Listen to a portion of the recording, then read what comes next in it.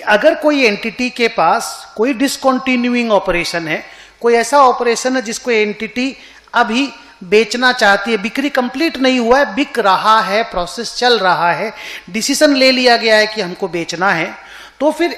End S बोलता है कि भाई कंटिन्यूइंग ऑपरेशन के ईपीएस को अलग और डिसकंटिन्यूड ऑपरेशन के ईपीएस को अलग से दिखाना पड़ेगा। मतलब अगर आपका 70 रुपये का ईपीएस, आपको बोलना पड़ेगा EPS from continued operation 50, EPS from discontinued operation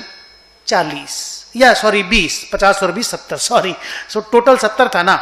तो EPS from continued operation 50, EPS from discontinued operation 20 और टोटल ईपीएस भी 70 रुपया दिखाना पड़ता है। ये चीज जो वो क्या नाम है तुम्हारा, 1 मिनट टाइम देना, वो जो इंड एस 1 था ना, जिसमें आपको प्रॉफिट एंड लॉस का बैलेंस शीट वगैरह का प्रेजेंटेशन का भी क्लास दिया गया था, उसमें भी ये वाला बात साफ साफ लिखा हुआ है कि कंटिन्यूड और डिसकंटिन्यूड ऑपरेशन का ईपीएस को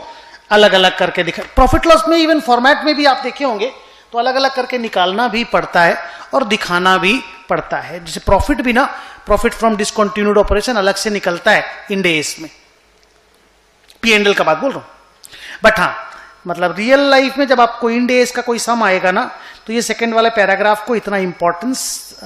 इंपॉर्टेंस सम्स के रिलेटेड नहीं है। बट हाँ, तुमको जान लेना चाहिए कि अगर कोई कंपनी का कंटिन्यूइंग डिसकंटिन्यूइंग ऑपरेशन दोनों है, एग्जांपल मान लो कि भाई कंपनी 4 ठो बिजनेस करता है, मान लो इलाहाबाद में, बेंगलोर में, चेन्नई में और दिल्ली में। और दिल्ली में मान लो उसका टेक्सटाइल का बिजनेस है और टेक्सटाइल का बिजनेस को वो डिसमेंटल करना चाहता है, तो आपको ये तीनों बिजनेस का ईपीएस अगर 50 रुपया है, इस बिजनेस का ईपीएस अगर 20 रुपया है, पी&एल के फेस पे दोनों अलग अलग दिखना चाहिए। ओके, ड्रॉप करता हूं।